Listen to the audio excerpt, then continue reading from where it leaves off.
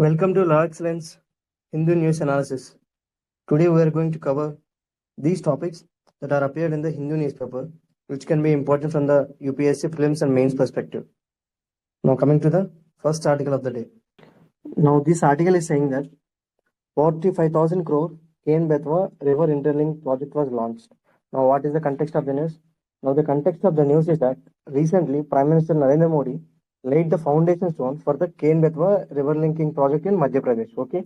Now this project is aimed at addressing the issues of water scarcity in the drought-prone region of Bundelkhand. Okay, remember this Bundelkhand region because Bundelkhand region is a drought-prone region. Okay. Now this river interlinking project aimed at addressing the water scarcity. Okay, this Bundelkhand region, spanning across the UP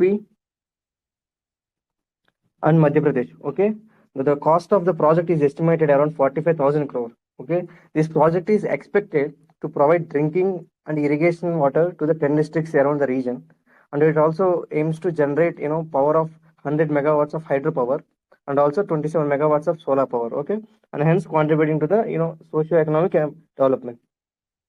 Now this is what the context of the news. Now from the prelims perspective, you have to know certain things, especially regarding the Ken and Betwa river, and from the mains perspective, you have to know regarding interlinking of rivers, what is the advantages and disadvantages. Why?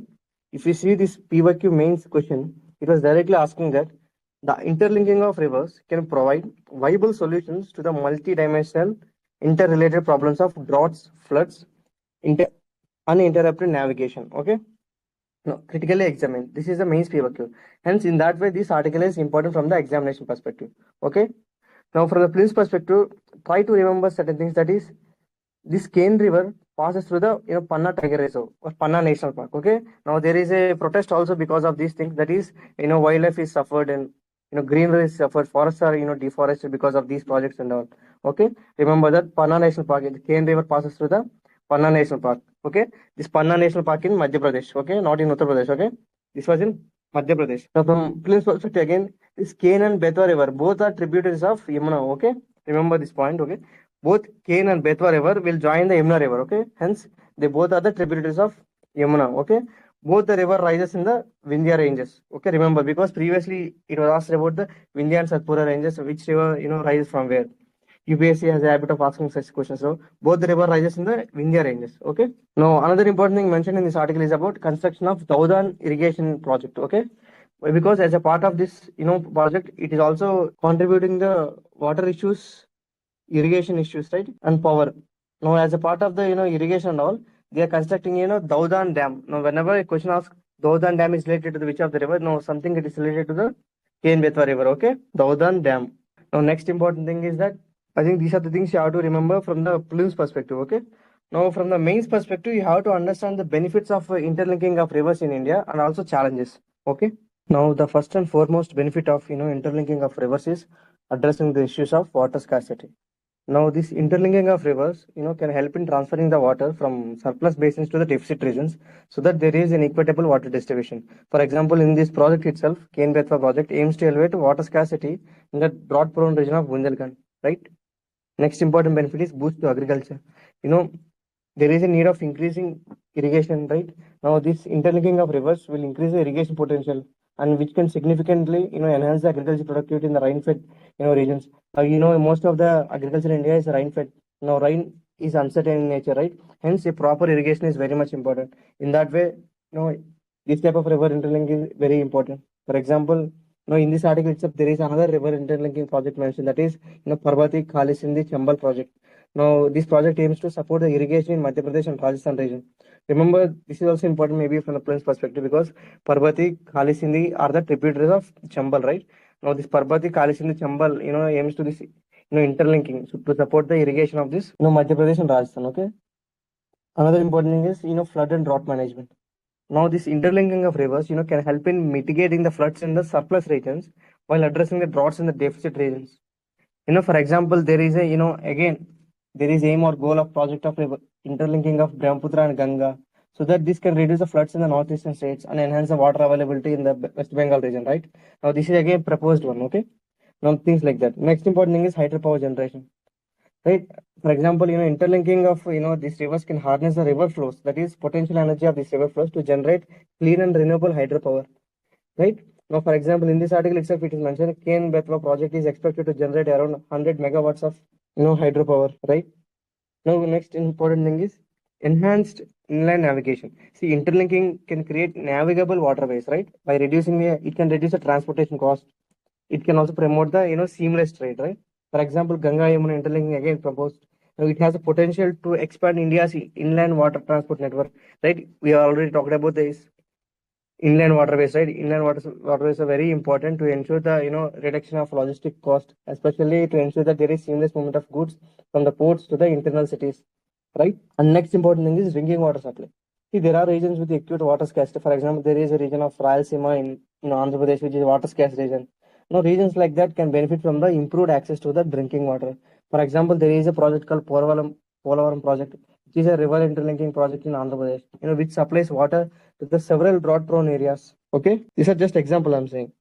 And next important economic growth. See, by interlinking all those things, it can provide a lot of employment and all those things and rural development, which can lead to overall economic growth. Okay, now these are the benefits of river interlinking. Remember these keywords you can directly use in the examination. Okay. Now, what can be the challenges of river interlinking? So the first and foremost challenge is about environmental impact. See, interlinking of rivers can disturb the ecosystems, especially biodiversity, and it can threaten the wildlife habitat also. For example, in this article itself, there is a mention about this potential impact of this Kenvetwa River in the Panna Tiger Reserve. Okay, now this is the environmental impact. Now, other impact is can be displacement and social issues. See, there is a river interlinking is a large scale social infrastructure. Okay, now this can lead to displacement of local communities, loss of livelihoods, and this can lead to over the time social unrest. Now, for example, Polar project also displaced thousands of tribal families in Andhra Pradesh. Right now, that is what one thing. The next, high cost and feasibility. See, these interlinking projects are extremely expensive, right? With costs often exceeding the estimates. Now, this interlinking project is a long gestation project. Now, the cost estimated at one point of time may not be sufficient over the long term because of the increasing inflation of raw materials and all those things. For example, in this article itself, it is mentioned Cane Betwa project is of around 45,000 crore. Now, this is making it financially challenging for implementation. Right. Another important thing is political and interstate disputes. Now, rivers are spread across the states, but sharing of river water, a lot of rivers are in disputes between the states, right? For example, Kaveri water disputes and all those things. Now, it is difficult to build the consensus and cooperation between the states, because these issues are very sensitive in nature, hence political in nature. Okay, that's what one thing. Next, alteration of natural river flows. See, river interlinking involves changing the course of rivers, right? This may lead to sedimentation, reduced water flow, and long-term ecological changes, right? Now, this may lead to effect in the downstream areas and all those things. Natural, you may have heard about this environmental flow, natural ecological flow of rivers. Over time, it impacts the biodiversity, aquaflora and fauna and all those things, right? Another important thing is climate change. See, because of the climate change and all these issues, there is erratic rainfall patterns, okay, and melting of glaciers and all. So there is no certainty of where the surplus water is, now where there is lack of water, especially regarding the rivers, right? And this interlinking is majorly possible in the perennial rivers only, not in the monsoon dependent rivers and all those things. Another important thing can be water quality issues and all. Mixing water from different basins may result in changes in water quality, affecting aqualife and agriculture and all. And interlinking not only useful for everything, because for example in some areas there is a lot of sedimentation, hence less depth is there. This less depth areas cannot be used for inland navigation. Okay, cannot be useful for inland navigation. Okay, things like that. Now these are the challenges. Okay, at least these are the things you have to remember as a key points to add in your mains answers. Okay. Now we will move to the next article of the day. Now this article is saying that we want to be among the top 5 maritime nations by 2047. Now this is an article which is a conversation between the Union Minister of Shipping and Waterways, Shipping Ports and Waterways, with an interviewer, where the minister highlighted that what are the steps taken by the government in the last 10 years regarding the maritime ecosystem. Now it is being said that India is one of the major economy in which our 70% by value, 90% by volume, our exports or trade is happening to the maritime. Hence, safety, security, efficiency of maritime trade is very important. And not only that, previously UPSC asked a question regarding the maritime security challenges. Okay, so it asked that what are the maritime security challenges in India? Discuss the organizational, technical, and procedural initiatives taken to improve the maritime security. And maritime security is very important, not only from the trade perspective, but also from the security perspective, right? For example, if 2008, terrorist attack, it is being said that the infiltration of, terrorists happened to the maritime in nature, right? Not only that, especially in the context of a string of pearl policy of, China, having a strong presence of India, especially India is in the strategic location in the Indian Ocean region, right? In this context, India should focus on the maritime vision, and not only that, various types of visions and goals that India has proposed previously also. For example, port-led development in India, for increasing or doubling the exports, blue revolution for enhancing the, economy of oceans, maritime vision 2047, Sagar, security and growth for all in the region. Now, India also has, for our advantage, there is 7,500 kilometers, long coastal line is also there. All these are the advantages. But the thing is that there is a challenge of inefficiency in the infrastructure and movement, because of which in India, there is, logistic cost is being said that around 14% of the GDP now, which is very high compared to other countries, right? Now, this is what the context. Now, the minister is saying that in the last 10 years, government has taken many steps. Now, because of which, as per the recent, World Bank's Logistic Performance Index 2023, among the 139 countries, India's position is improved from the present, past 54th rank to 38th rank. Okay, this is because of the lot of measures taken by the government. Okay, remember this rank is that is 38 from the Plin's perspective. Remember that Logistic Performance Index is released by the World Bank, which can be asked from the Plin's exams. Okay. Now, there are few facts mentioned in this article which you can add in your mains examination also. Okay. Now, for example, in this article, it is being said that in the last years, efficiency, certain metrics are there to know the efficiency of the, cargo handling and all. Now, it is being said that the dwelling time is reduced. What is the dwelling time? The time spent by a cargo container at a port or terminal before it is moving out. Now, it is being said that the dwelling time in India's ports it is around just 3 days. Now, this is many better, better than many advanced countries such as, America and all those things, right? It is at par like that. Now, another important metric is that, turnaround time. Now, what is meant by the turnaround time? Turnaround time is time required for a ship to unload its cargo and depart. Now, it is being said that this is 0.9 days. Now, again, this is better than countries like Australia, Germany, and US. Okay. Now, this is what the article is saying. Now, the minister also mentioned the certain targets for India. Now, in this summit call, that is by the time we reach 2047, now India is planning to invest around 80 lakh crores in the next 25 years in the sector of this maritime ecosystem. Okay. Now, this creates a lot of employment and all these things. Now, another important target mentioned in this article is about, now presently India is handling around 1600 million tons of, cargo, million metric tons of cargo. Now, India has a target of by 2047, we have to reach a capacity of 10,000 million metric tons by 2047. Now, this is one target. Now, next, another important target mentioned in this article is, now presently there are more than 176 maritime nations across the world. Okay, among them, we want to become the world leader in different verticals. For example, ship building, ship repairs, ship reselling. Okay, by 2030 we want to be in the top 10. By 2047 we want to be in the top 5. Now, this is the vision of this maritime vision. Okay, now in the coming days, this is very important, for example, especially in the context of increasing contribution of exports in the context of GDP. Right? Now, in this context, what are the certain initiatives taken, by the ministries that was mentioned by the minister? Okay. For example, in this ministry is saying that there are a lot of initiatives taken regarding the cruise and tourism initiatives. For example, India developed around 6 international cruise terminals that are offering world-class facilities. Now, because of which recently certain, international, cruise ships are landed in India. Now, this indicating that, significance of India's infrastructure facilities, right? Another important, program that is conducting is that a national maritime heritage complex in Lothal, Gujarat. Now, this is expected to be the largest maritime museum globally. Now, this will complete around the time of 2025 to 2029 at various stages. Now, this is one of the initiatives. Another initiative taken, that is legislative reforms are, see, there are existing reforms such as, Major Port Authority Act, National Waterways Act, Inland Vessel Act. Now, all these are accelerating the growth in ports, waterways, and ship recycling. Okay, there are new bills that are going to come. For example, that is Coastal Shipping Bill, Merchant Shipping Bill. All these are aimed to boost the coastal shipping and enhance the India's ship ownership, vessel ownership, and simplify the ease of doing business process in India. Okay, these are the things that article is mentioning. Okay. Try to remember these facts that are mentioned here and these goals so that you can use these goals in the conclusions of your mains answer. So that, for example, let's say by following above schemes that India can achieve this security and growth for all in the region. Now in the introduction you can use this 7,500 kilometer coastal line as a fact. In the conclusion you can use like India can achieve port-led development, blue revolution, maritime vision 2047, things like that. Okay, and you can use these facts like dwelling time, turnaround time. Now these are the keywords, especially in the logistics, transport, and all those things. Okay, mainly this article is important from the perspective of GS paper 3, in GS paper 2 IR section also. Okay, and remember these facts like logistic of 40% of GDP, 14, and India's rank of 38. You can use in your answers. Okay, now we will move to the next article.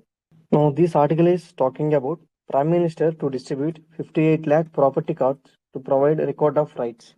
Now, what is the context of this? Now, this article is talking about Swamitva scheme. Now, what is meant by this Swamitva scheme? See, Swamitva means survey of villages and mapping with improvised technology in the village areas. Okay.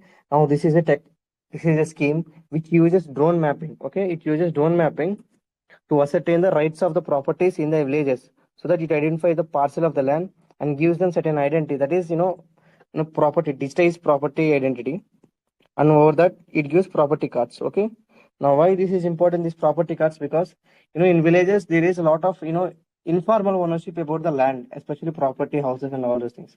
Now because of this, a lot of disputes are there at the ground level, especially in the villages level. Now by issuing of these property cards, it reduces the disputes. Okay, the first and foremost thing is that it reduces the disputes. Second, now banks are also recognizing this property cards issued under the scheme of Swamitva. By using these property cards as a collateral, they can get the loans, credit. Now credit issues of the people, especially in the rural areas, are solved, and farmers also.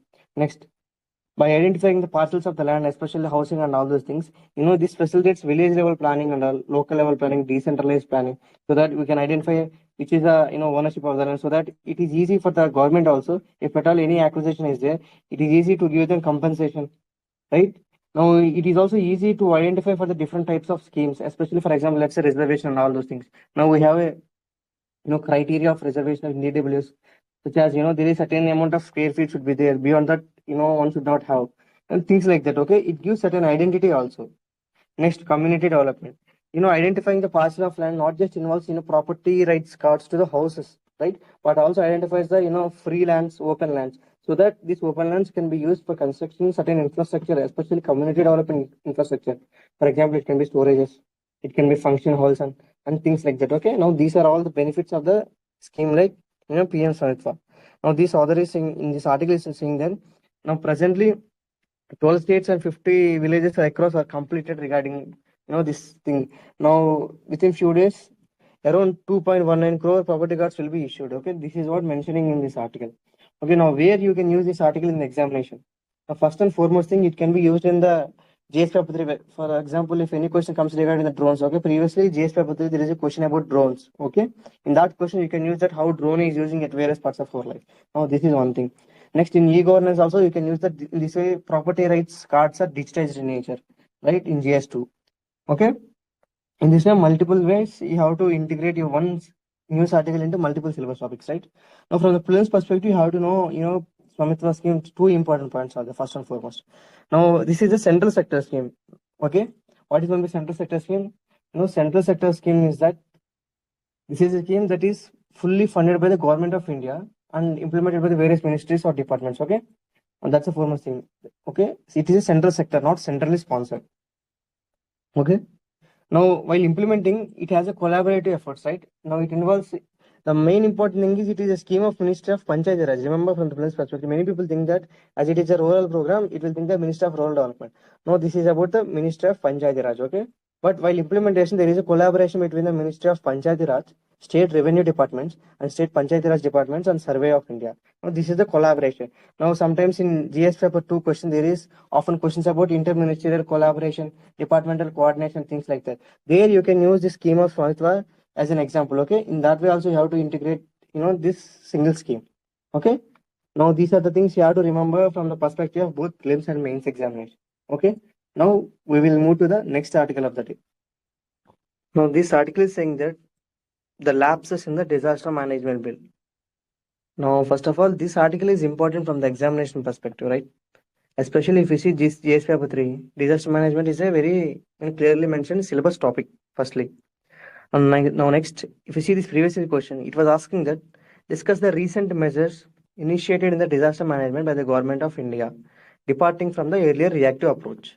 Now, in this way, the changes or the measures taken by the government has been asking in the mains examination. Now, tomorrow in the next mains examination, they may ask that what are the changes in the new disaster management amendment bill. Now, this is the context of the news. Okay. Now, what happened is that now this new disaster management amendment bill, raises concerns. This author is saying that instead of filling in the gaps in the Disaster Management Act of 2005, now this bill has, removed the scope for participatory management or participation of local people, accountability and efficiency from the act. Hence, now this article is mentioned mostly the challenges or the limitations of the new bill. Okay. Now we will discuss what are the limitations mentioned by this article. Okay.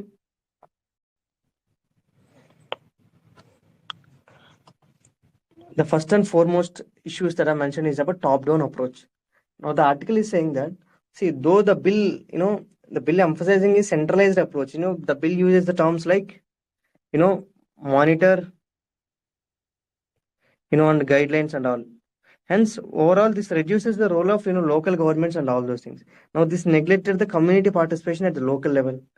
Now, the article is saying that local communities are the first responders, in the disasters. Now, this bill has been overlooking this because despite their crucial role, what we have seen in the disasters like, cyclones and Kedarnath floods and all those things. That is what mentioned here. Now, the next important challenge is exclusion of vulnerable groups. Now, this article is saying the bill fails to address the intersectional discrimination faced by the women. Now, what is meant by intersectional discrimination? See, let's say woman is facing gender discrimination of men and women, patriarchal thing. Now, another type of discrimination that women can face, for example, in the women, there may be poor women, right? Poor, they can be, disabled women. They can be, Dalit women. No, women can face, discrimination or challenges in multiple ways. Now, these are called as intersectional discrimination. Okay. Now, this bill, author is saying that the bill fails to address this intersectional discrimination, faced by the women, especially the disabled individuals, lower caste people, LGBT communities and all. Hence, this bill undermines the need of, inclusivity or effective disaster management. That's another thing. Another important challenge or mentioned by this author is, proper lack of accountability and relief standards. Because, see, the author is saying the bill omits the, certain provisions, especially the critical provisions of, previous, Disaster Management Act of 2005. Like section 12, 13 and 19 of disaster management. Okay. Now those sections here are ensuring relief standards for the disaster victims, such as, widows, orphans and homeless. But this new bill weakens this accountability because of omission of such provisions and leaves the disaster victims are more vulnerable. Okay, vulnerable. That's one thing. Now another important challenge is omission of preparedness measures. Now what is this? Now the author is saying that the provisions in the bill, the provisions for mandatory disaster preparedness by various departments have been dropped. Now you know about this section 35 of, Disaster Management Act, right? Section 35 of Disaster Management Act of 2005, in which it has a provisions that every department has a, necessary preparedness for particular disasters. Now this provision has been, omitted, dropped. Now this reduces the proactiveness of the departments regarding the disasters. Now that is what one of the criticism. Another important criticism is about urban disaster management issues. See, it said that, the proposed urban disaster management authority, that is, this new amendment bill is saying that there will be a new urban disaster management authority in the urban areas. Now, the bill is saying that the author is saying that the proposed urban disaster management authority lacks clarity on its need. That means what is the need of this urban disaster management authority? Because presently we have already municipal authorities to manage the disasters at local level. Now, their role is not clearly mentioned about this urban disaster management authority, especially given the encroachment driven by the urban floodings promoted by the municipal corporations. Okay, but that means urban floods are becoming the new disasters at the urban level. Okay, now there are municipal corporations and municipal authorities. Hence, there is a collision of, roles and responsibilities and all those things, duplication of acting and all those things, right? That's one thing. Next, neglect of animal welfare. Now, the author is saying that the bill fails to address animal casualties happening in the disasters. Now, or This bill is not aligning with existing rules like animal birth control, rules of 2023, because disaster affects, biodiversity, animals, flora and fauna also, which is their, effect is not clearly mentioned. Hence, this bill is not holistic. That is what the author is saying. Next important challenge is about regional and international collaboration. Now, why? What does it mean? Now, the author is saying that the bill ignores the regional partnerships like SARC and BIMSTEC. Why? Now, the disasters are caused by the genetic and epigenetic diseases. Now, these type of disasters are across the countries. Like they can be transmitted from one country to another country. For example, let's say COVID. Hence, but the bill ignores these regional partnerships like SARC countries, BIMSTEC countries, agreements such as 2011 SARC agreement on rapid response to natural disasters. For example, if disaster like tsunami and all, it's a regional disaster which requires cooperation and collaboration between the, coastal countries and all. Such type of collaboration is missing in this bill. Now, the author is saying that this bill is an opportunity to enhance the cross-border disaster management strategies. But this bill does not include such a regional collaboration. Now, this is what one of the major criticism. Now, another important criticism can be contradictory role of police mentioned in this bill. Now, the author is saying that now the bill excluded law and order from the disaster causes. That means disaster can also be caused by the law and order, situations also, right? In many of the times, but this bill does not include this law and order. But the bill includes State Director General of Police and the State Executive Committees. This raises contradiction. You know that there are State Executive Committees as per the Disaster Management Act of 2005. Okay. Now, this bill included this police in this, committee. The author is saying what is the need of the police in that? What is the issues and all? And which is not clearly mentioned or explained. Okay, that is what the author is saying. These are the major key issues you can use as a side headings or the keywords in the question if it is directly asked. Okay, these are curated headings. Okay, try to use this in your mains examination for value addition. Okay, hence the author is saying that the bill dilutes the participatory, inclusive, and accountability framework of the Disaster Management Act of 2005. It misses the critical opportunities to improve the disaster preparedness, integrate the local capacities and capabilities of local people, and fostering regional cooperation. But instead, it centralizes the authority, while sidelining the vulnerable groups, local governance, and measurable standards of disaster management. In the crux, this is what the author is saying. Okay. Now we will move to the next article. Now, this article is talking about what is Australia's online safety amendment. Now, first of all, remember that this online safety amendment is something related to the Australia. Okay. Now, what is the context of the news? Now, Australia recently taken a measure that is, it is restricting the access of social media to the children, especially under the age of 16 years. Okay, this lead to a lot of debates. Now, what is the context of the news, right? Now, you know that recently Australia passed this, this bill. Now, the key aspects of the bill is it puts certain restrictions. At example, it said that platforms like TikTok, Facebook, Instagram, Snapchat, and all those things, they must take some reasonable steps, and they make them accountable and responsible to prevent children from under 16 from creating accounts. If they are not complying, they will lead to fines of around $49 million and things like that. Now, that is what mentioned in this article. Next, it talked about that the law will not be enforced until at least 12 months after its implementation date. Now, it created some e-safety commissioners. Now, why I'm mentioning this e-safety commissioner? Because now you can use in your answers regarding the cyber security and all those things in GS paper to social media as a best practice about this e-safety commissioner in your answers. Okay, that's why I'm mentioning. Now, this law also established this e-safety commissioner who is responsible for the compliance of these platforms. Okay, that's the thing. Next important thing mentioned is about privacy safeguards. Now, it is saying the platforms must destroy the collected personal information after its intended use. Okay. Now, this is also important that you have to remember. Why? Because in India, there is a, Data Protection Act 2023. Now, these type of safeguards you can use as a suggestions. Okay. Now, this act is saying that there is a chance of misuse or unauthorized disclosure of collected data. Now, this also lead to, penalties and all. Now, next, digital duty of care. Now, this article or this act is saying that government aims to introduce additional legislation to place a responsibility on digital platforms to minimize the online harms and enhance the user safety. Now, why this happened? Because the law does not restrict the children under 16 from accessing platform content without an account, right? So, there is a chance that children can also use their account without logging in. There is a chance that children access the social media even from the parents' phones. Hence, it is the responsibility, mainly the platform owners, to ensure that these children are not logging in. Right? That is one thing. Now, there are certain concerns and criticisms also regarding that is first and foremost is privacy risk.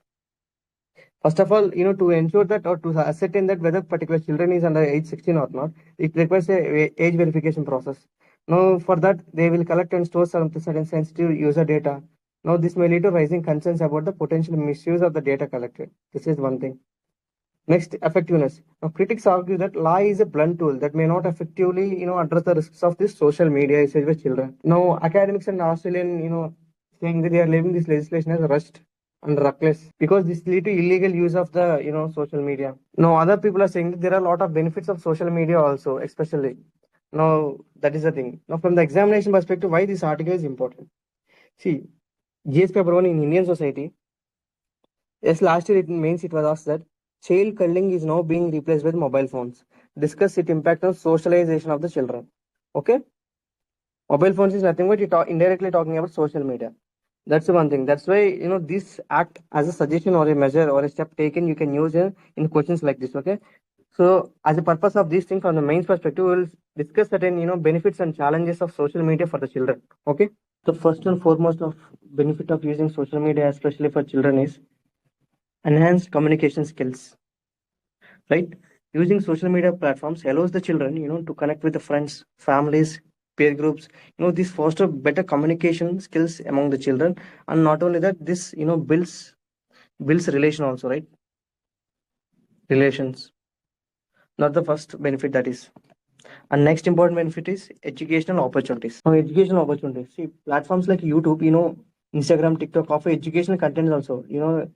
It can be from the, let's say, UPSC preparation or any science and technology and all those things. Now, this enables children, with the learning resources in the social media in an engaging format. Normally, in a whiteboard format, the teaching of normal teachers and all those things, they may not be attractive and appealing to the students. Teaching like this, in a very engaging format with curated videos and all. Okay, in this way, social media can also use it for sharing the group projects and knowledge sharing among the students also. This type a lot of education opportunities is there for the backward and rural students. And next and foremost important thing is creativity and self-expression. Okay, now what is it? Now you know that many children are posting videos of dancing, singing and all those things. Now these are the talents that in which children can realize by the self-expression through the video or content making and all. Now children can express themselves through this creative content, such as videos, photography, building, all these things build a lot of skills among the children. And over the time, this may lead to then self-esteem and confidence also. Okay, this is very important. And next important thing is early digital literacy. Now these days we are living in a digital economy, digital world. Even our governance, financial transactions, all these things are digitalized in nature. Now hence in this context, early exposure to the social media enables the children to use the mobile phones, laptops, tabs and all those things, so that they know that how to navigate this digital world. This builds a lot of skills like content creation, online etiquette, online behavior, information dissemination and all those things. Okay, this is what one of the main benefit. Next important thing is global exposure and global outlook. Now, because of using social media, there are a lot of videos, which are, seamlessly available across the continents, right? So that they can know that what is happening at the worldwide level, global issues, current events, international affairs happening. This fosters a critical thinking among the children so that they can form an opinion, okay, about the global situations. Now, next important thing is, identity and support. Now, what is this means? See, by having a social media account, by posting the whatever the content they are, they may have their own identity. Because of their identity, they can like, dislike, comment, share, or whatever they can do, right? And not only that, by joining the certain groups in the social media, they think that they are members of this group. They feel that they are included and all those things, right? They can find the communities that they supported. They feel included, especially for those of niche interest. For example, there are people who are using social media, especially disabled people, right, for listening things. For example, let the children who are not able to see the things, they can listen to the social media and all those things. And not only that, there are community support videos. For example, there are video channels for the physically disabled people. Okay, in this way they can get their identity and support to social media for the people who are across the continent who are not physically accessible. Okay, that's what the one thing. Now there are challenges also using social media. First and foremost challenge is about the mental health. Why? Social media, using of social media can lead to issues of anxiety and depression. Why this may happen? Because People using social media, especially the influencers and all, or people who have more followers, they portray unrealistic, image of themselves. This create comparison among the children. They compare themselves with the idealistic, visuals of others and all those things. This creates, a low self-esteem among the children. This create anxiety and depression. Self-confidence will reduce and all those things. Okay, this is one of the issue. And there are sometimes cyberbullying is also happening, right? Cyberbullying regarding the body shaming and all, especially women, right? This lead to harassment. On often you may have heard about this trolling and all. Now recently, certain people are taken suicide because of this trolling and all those things, right? Now this overall affect the children's mental well-being and self-worth. Next important thing is addiction and time management, right? See, excessive use of social media can result in screen addiction, right? Now we often seen that children continuously using mobile phones. This lead to less physical activity. For example, because of the less physical activity, children are becoming obese, right? Becoming very fat in the child ages children. And now this affecting sleeping patterns and overall health, and which also affecting academic performance of the children. That's the one thing. Next important thing is privacy and data risk. Now, while using the social media, children don't know that what is authenticated information, what is a cyberly breached link, and what they cannot differentiate between what is the right thing and wrong thing. And so they are vulnerable to the privacy breaches, identity thefts easily. So social they can misuse their social personal data because they don't have understanding about the online security and cyber security issues and all those things. Right? That's one thing. Next important thing is inappropriate content. Now, what is meant by inappropriate content? No, it can be any violence content, adult materials, misinformation, because they cannot differentiate between this right and wrong, in terms of content. Now, this lead to risk of children using social media, right? Next, reduced real life interaction. Now, with the mobile phones coming, people are increasingly spending time on them. Now, this reduces face to face communication, you know, and things like that. This lead to social isolation. Okay. Now, this is overall about the social, children's socialization, right? Next important thing is peer pressure and comparison. Now, what happens? See, constant exposure to the curated and idealized lives of the influencers and peers. Now, this creates feeling of inadequacy and pressure to conform, or you can say FOMO.